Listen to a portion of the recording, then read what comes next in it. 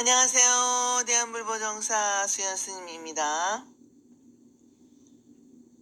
법황이 강의 제10회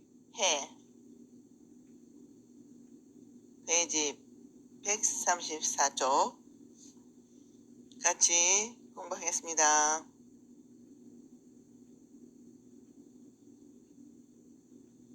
1. 무명은 무지하고 어리석다는 뜻으로 우주와 인생의 진리에 얻어 모든 존재의 원리를 바르게 알지 못하는 최초의 한 생각을 가르친다. 이 무명은 일체의 번뇌를 낳고 번뇌로 인하여 나쁜 업을 싣고 악업으로 인하여 기름을 받는다. 그러므로 무명은 모든 번뇌의 근본이며 악업의 원리인 것이다.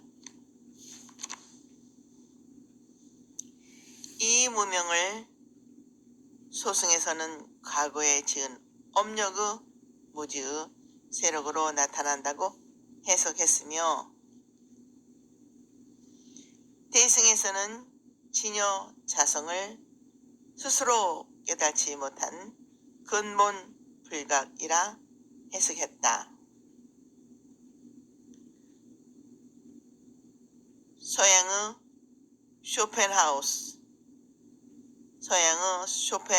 쇼펜하우어는 맹목적 생의 의지라 번역하여 중생의 생명의 근본으로 보고 있다. 2. 행 삼스카라는 생명의 원동력인 무명의 끊임없는 활동 상태를 말하는 것이로 육체적으로 몸과 이의 행위요 정신적으로 마음의 행위를 이루는 것이다. 이는 무명의 끊임없는 활동으로 말미암아 의식작용을 일으킨다. 식, 베즈나나는 우리들 생명의 주체로서 움직임으로 말미암아 모태에서 의식작용을 시작하는 것이다. 식은 인식의 주체요 행위의 주동이 되며 선과 악을 짓는 등 그 기동이 광범하다. 4. 명색 라마, 루파, 나마는 이름만 있고 형식이 없는 정신적 활동을 말하고 색은 루파는 물질적 존재인 육체를 말하는 것이다. 아프식에 의하여 형성된 생명체를 말한다. 5. 육, 입 센스트라나타나는 눈, 귀, 코, 입, 몸, 여섯 감각기관을 말하는데 아프명색의 명인 정신작용이 이 감각기관을 통하여 활동할 수 있도록 구성된 기관을 가리킨다. 촉, 스파라사는 여섯 감각기관이 밖의 대상과 만나고 접촉하는 즉 눈으로 빛, 색을 보고 귀로 소리를 듣고 코로 냄새를 맡고 혀로 맛을 미를 보면 등의 작용을 말한다. 7. 수, 비다나는 감각기관이 박알 세계의 대상과 접촉하여 좋고 나쁘고 즐겁고 불쾌한 등 느끼는 감각적으로 느끼고 받아들인다는 뜻이다. 여기서는 보통 탐욕심을 일으키는 미워하고 싫어하는 것과 괴롭고 즐겁지도 않은 세 가지로 받아들인다. 8. 얘는 애욕, 갈래라고 하는데 괴롭고 나쁜 것을 피하고 즐겁고 좋은 것을 갈구하는 본능적인 욕심, 욕망을 말한다. excuse me. 9. 취 어버다나는 앞에 예를 따라 일어나는 집착심, 나라는 내 것이라는 집착을 아집을 말한다. 10. 유 밀라나는 존재의 뜻으로 과거의 원인이 되는 어부 작용을 말한다. 애와 취로 말미암아 여러 가지의 업을 지어 이 업이 미래에 어떤 결과를 있게 한다. 11. 생 자티는 아프 인연으로 인생의 존재로 나타나는 생을 하는 말한다. 12. 노사 자라 말라는 생로부터 필연적으로 늙어서 병들어 죽는 결과를 가져오는 생의 현실을 말한다. 즉 무지하여 움직임을 인식할 때 거기에 주관 객관의 대립이 나타나고 그리고 외계가 있어 그것을 경험하니 거기에 괴로움과 즐거움이 있어 사랑하고 미워하고 가지고 버리는 일 행동의 행위의 힘으로서 현재가 있게 되고 다음으로 옮겨간다 라고 할 수 있는 것이다. 이상이 12인연의 설법인데 그 하나하나를 떼어놓고는 깊은 의미를 알 수가 없습니다.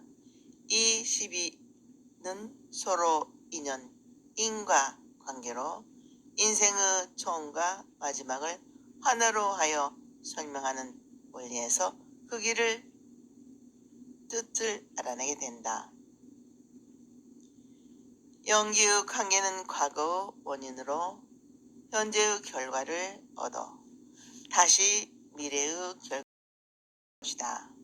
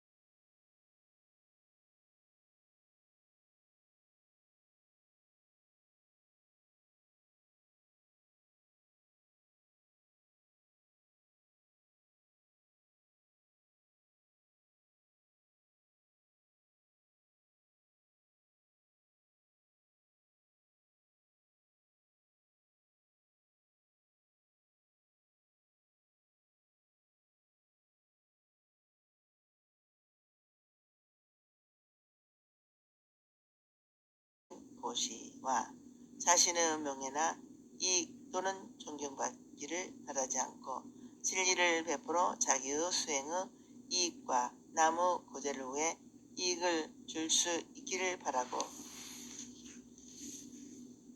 바른 깨달음을 얻게 하려는 정신적인 보시와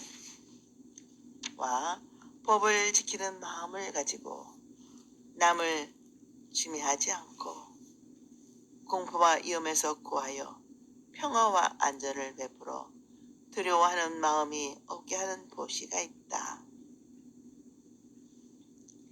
이것은 오늘날 부사회적 환원이라는 사회 사상의 실현이라고도 할 수 있다. 이 지계, 시라, 의지 실천의 궁극적 명제로서는 은혜를 말하는 것이다.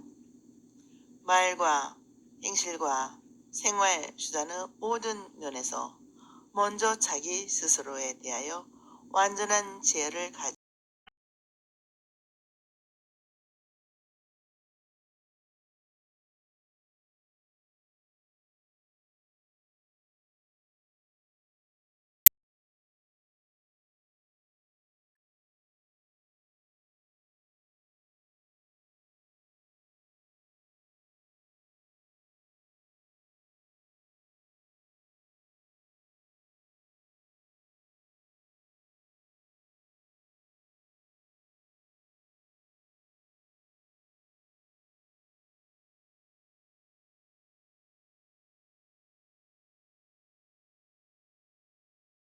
부드럽게 말하는 행위 이상을 깃들어 배치되지 않는 적당한 직업을 통해 올바른 생활을 이룩하여 항상 남에게 이익되게 살아야겠다는 행위를 말한다. 특히 명심할 것은 이러한 행위가 급지적 행위가 아니라 긍정으로 행위하라는 것이다. 의지의 내용으로서 절대 명령이 아니라 본래 그렇게 되어 있는 것을 그렇게 하지 않고 있음을 가르쳐 그렇게 하지 않을 수 없는 것이라 하여 해야려야 할 것을 반드시 하고 하지 않아야 할 것을 절대로 하지 않기를 바라고 있다. 아무리 적은 선이라도 행하지 않아서는 안 되고 아무리 작은 악이라도 행해서는 안 된다는 고인의 말을 명심케 한다. 3. 인욕, 온갖 모욕과 박해와 번뇌를 참고 견디는 것이다. 참기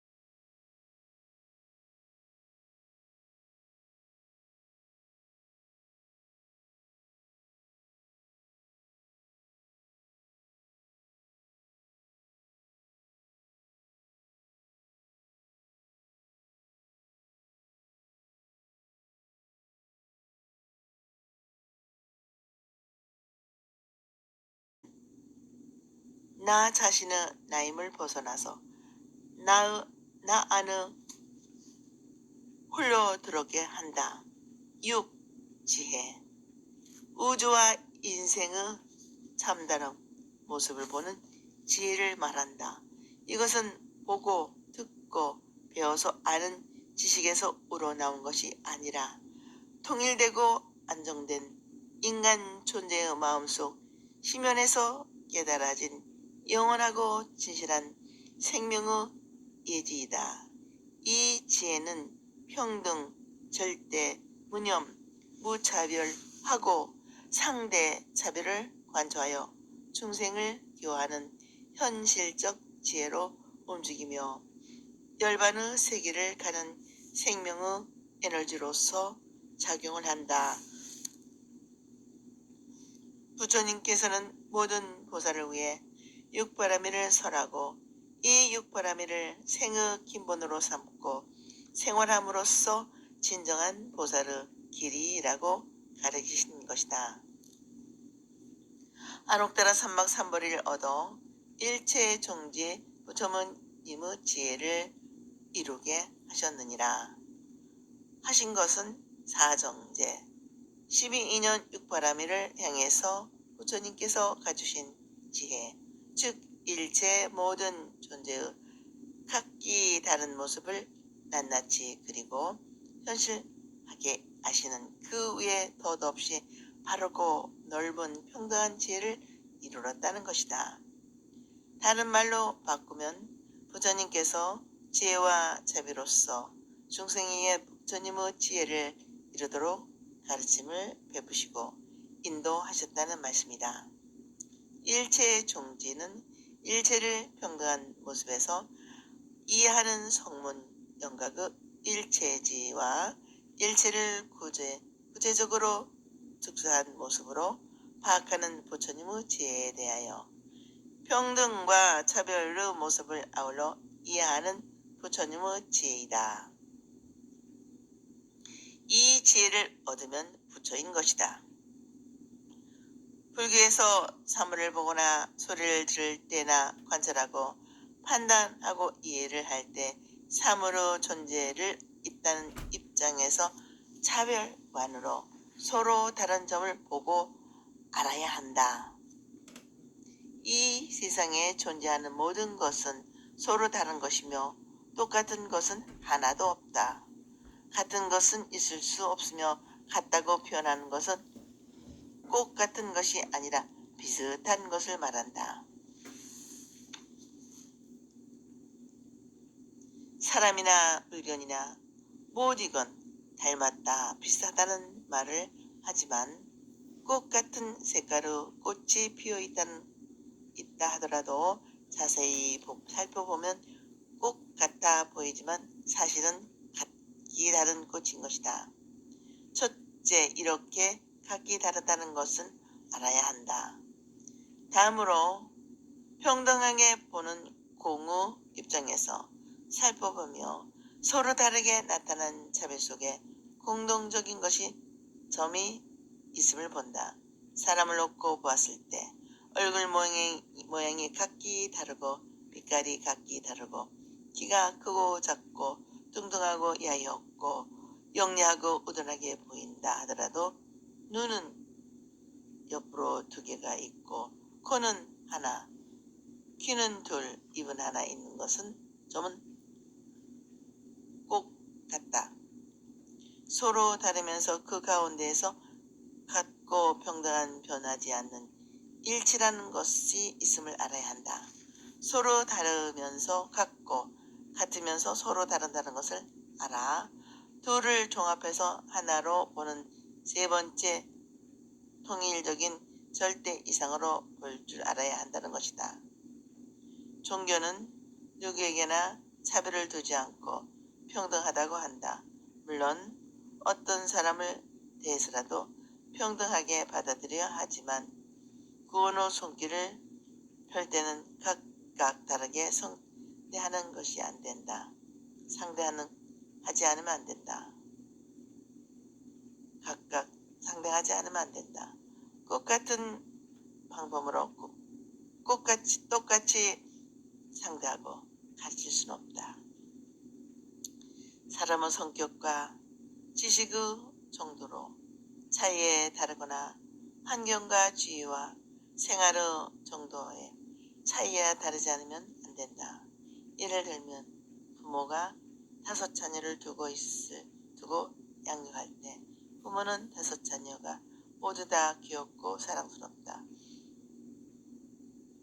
꼭 같이 눈에 넣어도 아프지 않을 정도로 사랑한다. 그렇다고 하여 모두 똑같이 옷을 입히거나 똑같이 꼭 같은 음식을 먹게 할 수는 없다. 각기 키와 몸집이 다르고 각기 식성이 다르기 때문에 큰 아이에게는 큰 몸에 맞는 큰 옷을, 작은 아이에게는 작은 옷을 입혀야 하는 각기 달려야 하고, 또 음식도 큰 아이는 불고기도 좋고 비빔밥도 좋은데 겨우 태어나지 몇 개월 되지 작은 아이에게는 젖이나 우유가 알맞는 것이다. 부모가 자녀를 사랑하고 키워하는 것은 평등이고 각기 서로 다르게 차별하여 그에게 맞는 음식과 의복을 제공하는 것이 자비인 것이다. 그러므로 부처님께서는 평등 속에 차별 속에 평등을 살피어 어느 누구에게라도 골고루 지혜와 자비의 은혜를 베푸시고 계신다. 불교에서는 이와 같이 사람이나 사물의 서로 다른 면을 알고 그것의 긍정을 평등에 있다고 본다. 즉 차별과 평등, 이것을 종합적이고 통일적이고 관찰 파악하는 것이 사물을 바르게 보는 방편이라고 가르친다. 이것이 모든 사물의 참 모습을 있는 그대로 분명히 알아서 언제 어디서나 누구에게서든지 무슨 일을 만나도 각각 그에 알맞는 방법으로 대처할 수 있는 지혜를 일체총지라 하는 것이다. 원문 번역. 다음에 부처님이 계셨으니 그 역시 이름이 일월등명이시며 다음에 또 부처님이 계셨으니 또한 일월등명이시라. 이와 같이 이만 부처님이 다 한 글자로 같으사 이름이 일월등명이시며 또한 성도 같다 성은 바라 타니라. 비록이여 마땅히 알라. 처음 부처님과 뒤의 부처님이 다 한 글자로 같다 이름이 일월등명이요 시포를 고하셨고 설하신 법이 처음도 중간도 끝도 정법이었느니라. 그 마지막 부처님께서 출가하시기 전에 여덟 왕자가 있었으니 첫째의 이름은 유의, 둘째의 이름은 선의, 셋째의 무리의, 넷째는 보의, 다섯째는 중의, 여섯째는 제의, 일곱째는 향의, 여덟째는 법이라 하였느니라. 이 여덟 왕자는 위덕에 차지하여 각기 사천하를 다시었으니 이 모든 왕자들이 아버지 부왕께서 출가하여 안국 따라 삼박삼보를 얻으셨다는 함을 듣고 모두 왕위를 버리고 또한 따라 출가하여 대승의 마음을 일으켜 항상 맑고 밝은 행을 닦아 다같이 법사가 되어 이미 천만 부처님 계신 곳에서 온갖 깨달음의 근본되는 훌륭한 공덕을 씹었느니라.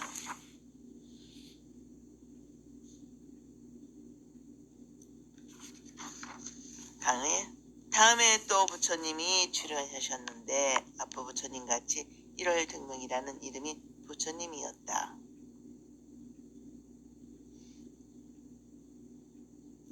다음에 또 부처님이 나오셨다. 이렇게 출연하신 부처님은 이만이 되지만 모두 같은 이름, 같은 성이었다는 것이다. 그 성이 바라타라고 하는데 고대의 성인의 이름이 성이 된 것으로 빨리 성취했다는 뜻이다.